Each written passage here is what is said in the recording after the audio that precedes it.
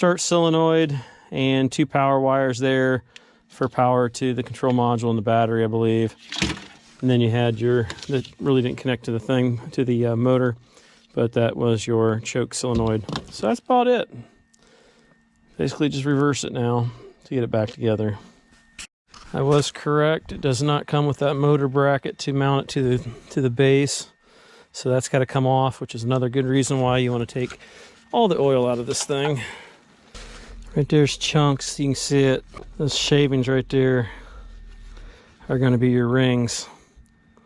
Yep, that's your rings right there. Wow, look at all the shavings in the oil filter there. They are just coming out. This filter was just changed in May of this year, so this ain't like it's been going on for a while. There's another piece of that ring. Holy crap. Yep, she's jacked. Putting everything back together.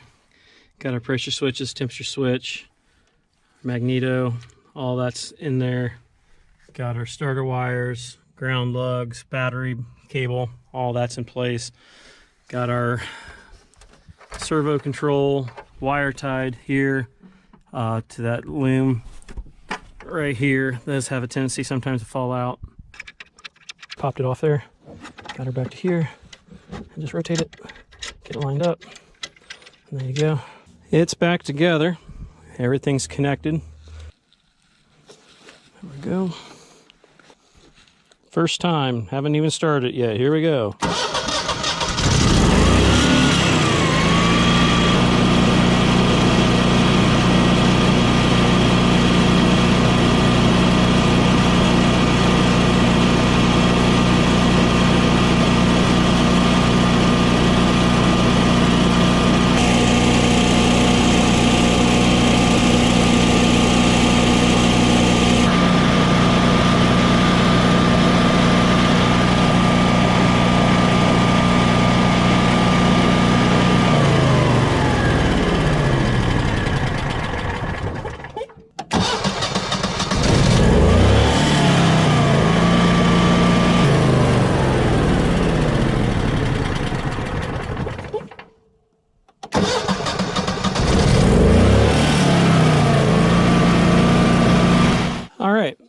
We've checked the battery, we've checked the battery charger, we've checked the starting amps, we've checked the voltage and the frequency. All of them seem to be right on spec with where they should be at.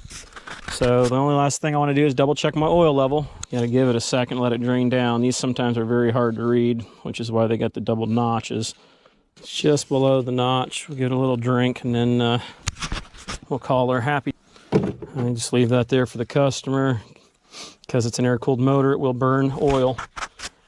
You're supposed to check it every 24 hours. That's what the manual says. Nobody usually does.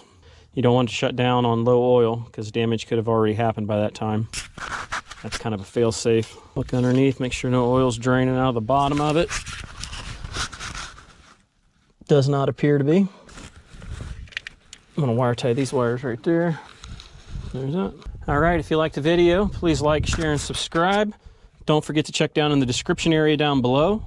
And I'd like to take this opportunity to thank all my subscribers. I really appreciate you guys taking the time to watch the videos. I try to make them worthwhile for you to watch. And if you would, I love comments, so feel free to leave something down below. Till next time, we'll catch you on the next one.